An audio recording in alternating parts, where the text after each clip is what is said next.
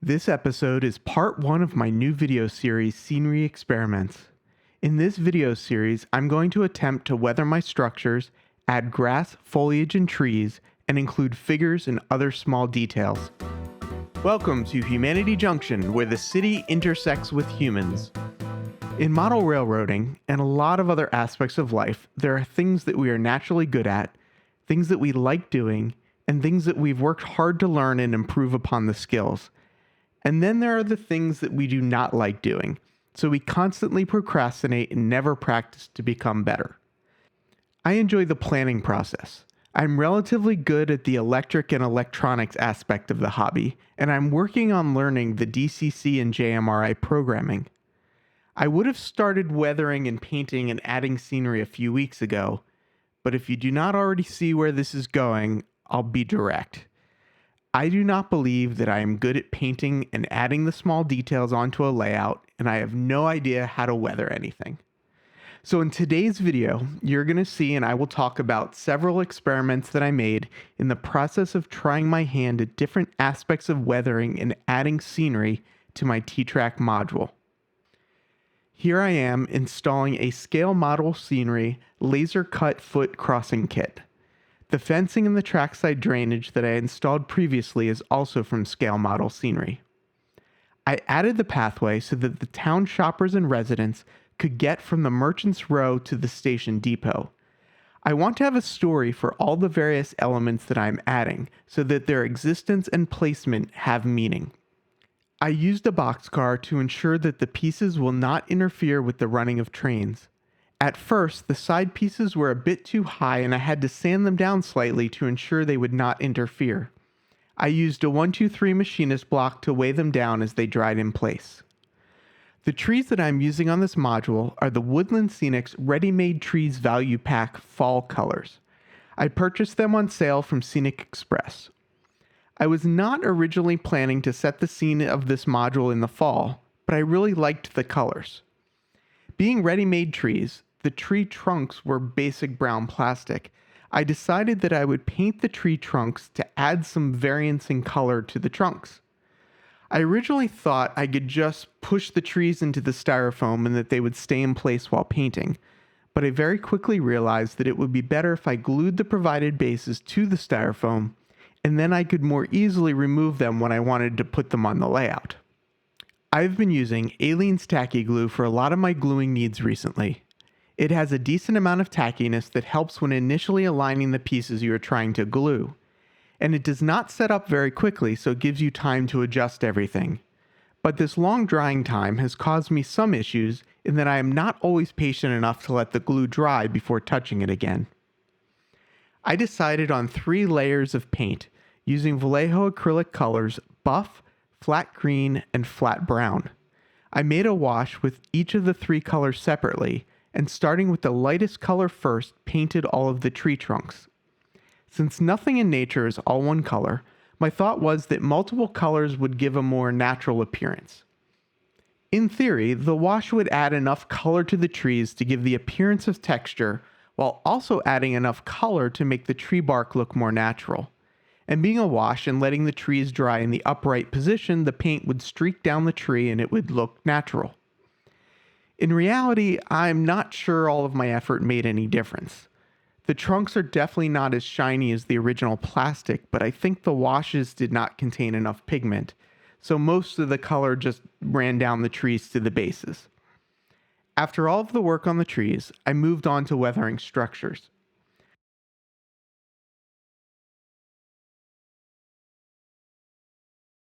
I recently learned on a model railroading live video from Ralph and by Robert of Flying Crow that your base color for weathering should be white, not black.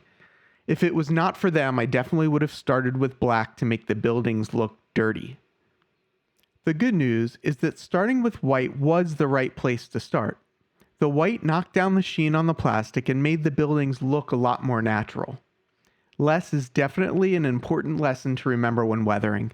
There were a few moments where I added too much color to the brush and then spent a lot of time trying to brush it back out. On the apartment building, I used a rust color on the green fire escape and it gave a much more natural color.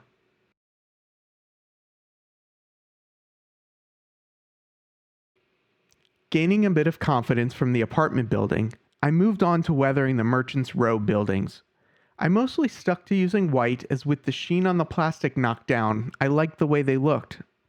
Some of the ground cover fell onto the backs of the buildings when I stood up the module, so I'm using a vacuum to remove the blended leaves before continuing. I tried adding some rust to the roof of the depot and station platforms, but I used way too much of the rust color on the back side of the roof. Luckily, it was the back. On the depot walls, I used some yellow to try and make the white walls look aged. At this point, I was very unsure as to whether I was helping the situation or just making a mess, so I started rushing things.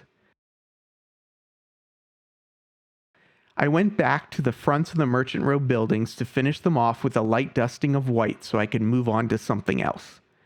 Due to my lack of patience, I ended up knocking the signage off the building, so I'm going to need to go back and glue it on again later.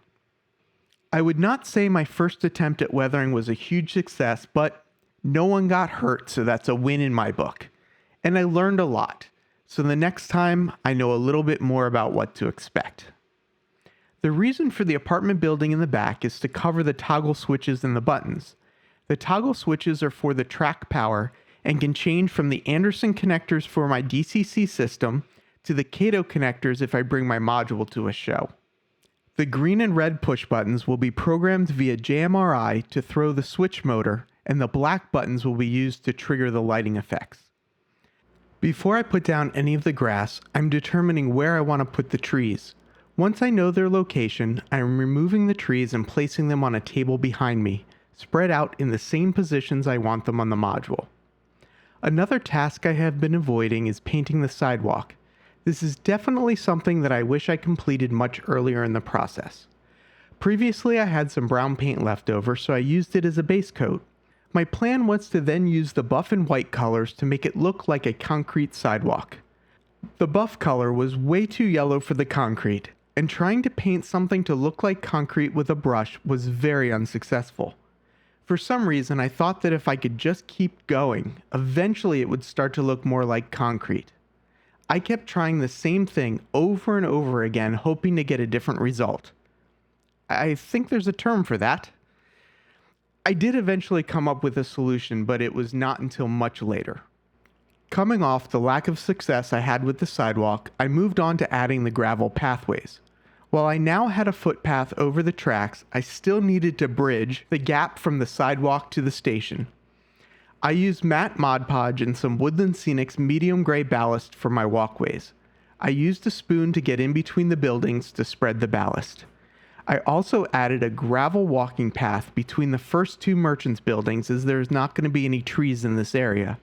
And then I added a path from the Merchants Row sidewalk to the apartment building in the back. This is where I'm going to end this episode. I hope you enjoyed seeing what it looks like for a beginner to experiment in adding scenery details. I learned a lot, and I hope you did too. Coming up in episode 2, I will finish the sidewalk, add static grass, and install the shrubbery and trees. Thank you for watching. Please leave any comments or questions below, and don't forget to hit the thumbs up. Please subscribe and select the bell icon to receive notifications. Thanks again, and have a great day. But this long drying time has caused me some issues in that I'm not always patient.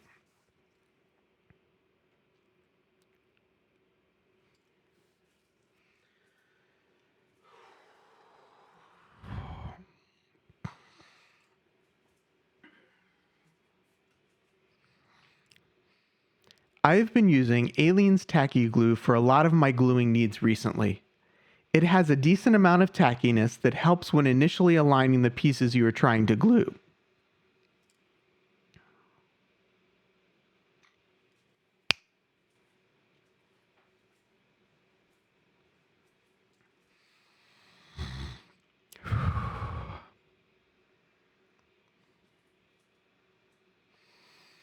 I have been using Alien's Tacky Glue. I mostly stuck to using white, as with the sheen on the plastic.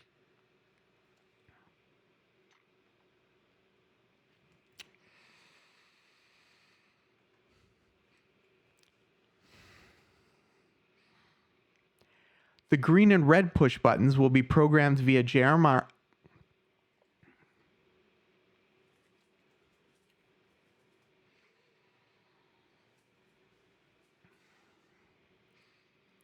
The green and red push buttons will be programmed via JMR. I can't say that. Ugh, I can't say JMRI.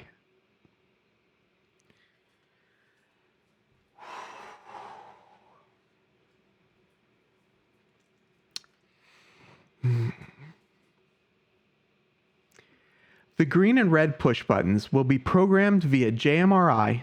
And now it scrolled too far. Come on, I can't win. Come on.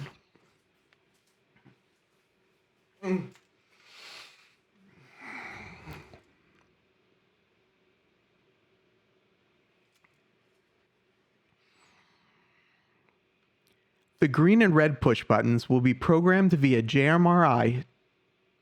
Why? Why?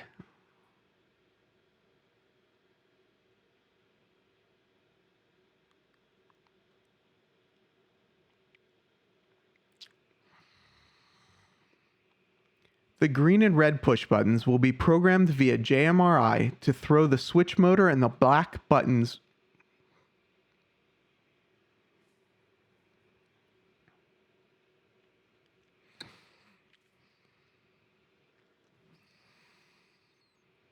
The buff color was way too yellow for the concrete, and trying to paint something to look like